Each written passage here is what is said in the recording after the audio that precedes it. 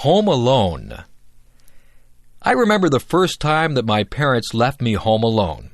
I was very grown up, and I thought that I would be just fine. I was fine for a while. I watched television and had something to eat. I called my friend on the phone, and we talked for a while. Then I sat down to read a book. The house was quiet, very quiet. I found myself listening very carefully. I heard a tap-tap-tapping noise. I wondered where it was coming from. It seemed to be coming from the window. I turned out the lights so that nobody would see me, and I peeked out the window carefully. I was expecting to see a robber tapping at my window. There was nobody there. It was just a tree branch swaying in the breeze and tapping at my window. I felt silly. I turned on the lights and sat back down to read my book. A few minutes later, I heard some creaking noises. I listened carefully. Then I heard a clunking noise. I think it might have been the furnace. Then there was a whirring noise. My imagination began to play tricks on me. I was imagining that there were all kinds of creatures in the house. I told myself to grow up. I wouldn't let my imagination run away with me. I was glad when my parents got home. I told them about all the noises that I had heard. My parents laughed and said that all houses make noises. We're usually just so busy that we don't hear all the noises that go on. I have stayed home alone many times now. I just ignore all the little creaks and noises that I hear. I'm still alert and listen for anything suspicious, but I know that there are lots of noises that are harmless. That tree that taps on my window still frightens me sometimes, but I'm a lot braver now than I was the first time that I stayed home alone.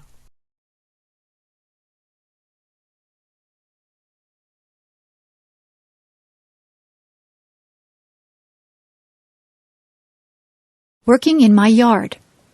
I live in a house that has a small yard around it. In my yard there is a lawn and a garden. There is also a sidewalk that leads to my front door and a driveway that leads to my garage. Throughout the year, I work to maintain my yard. During the summer, I cut the grass that grows in my yard using a lawnmower. I like the smell of the grass when it has just been cut, but it's better not to cut the grass too short. When the weather is dry, I also put water on the lawn and garden so that the grass and flowers can grow. During the autumn, many leaves fall from the trees in my yard.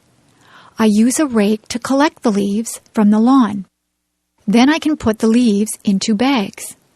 I can use the leaves to make fertilizer. When I was a kid, I didn't like the job of raking leaves, but now I don't mind it. Another job during the autumn is to remove flowers from the garden before cold weather arrives. During the winter, there is no work to do in the lawn or garden because they are covered in snow. But I need to keep the snow off my sidewalk and driveway. Whenever it snows, I use a shovel to clear the snow from the sidewalk and the driveway. Sometimes it snows a lot. If I didn't shovel the snow, it would soon be impossible to get into my house. During the spring, the snow melts. I clean up my yard by sweeping away the dirt and by removing weeds from the lawn and garden. I also put flowers back into the garden. It's nice to see them again after the long, cold winter. When spring comes, the grass grows very quickly, so I need to cut the grass quite often. Working in the yard can be very satisfying work.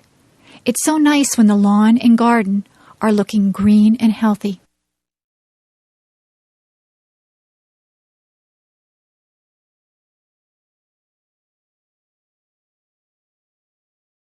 The wedding.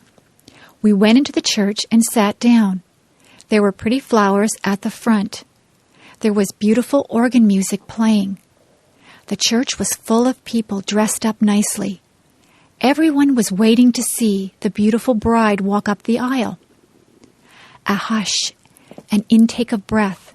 There she was. Oh, she was so beautiful. She had a lovely long white dress with pretty lace and beads. Her hair was swept up off from her face. There were curls flowing down her back. Instead of a veil, she had little flowers in her hair.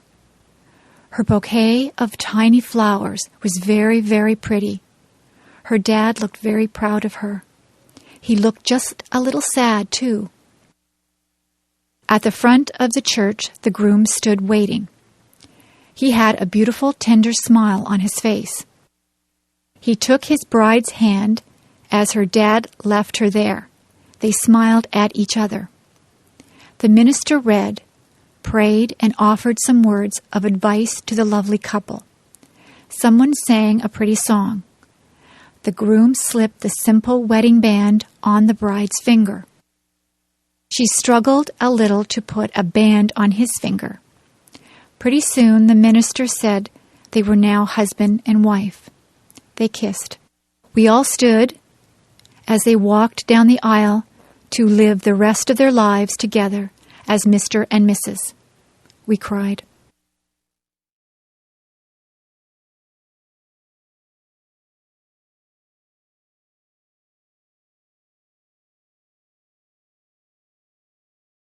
The dentist appointment. My dentist called my house the other day. He told me I needed my teeth cleaned. I set up an appointment to see him on Saturday, June the 10th.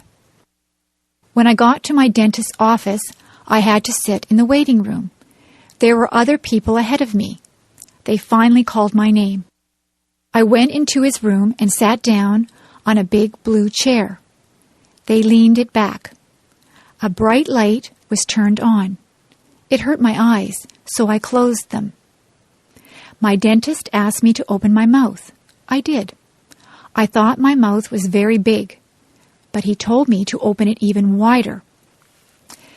Soon he began poking around to see if I had any cavities. He flossed my teeth and put fluoride around my teeth too. The fluoride tasted like bubble gum. I had to spit into a dish-like bowl. It squirted out water. My dentist kept asking me questions. I couldn't answer because there were weird tools in my mouth.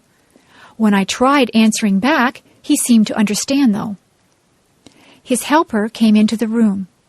She asked me to open my mouth again. I had to clamp down on something that felt like rubber. She put a big camera-type machine right next to my cheek. She did this on the other side of my face as well. They took 2 pictures of my teeth. It was really cool. The dentist told me my teeth were perfect. I didn't have any problems. I could go home. See you next year, he said.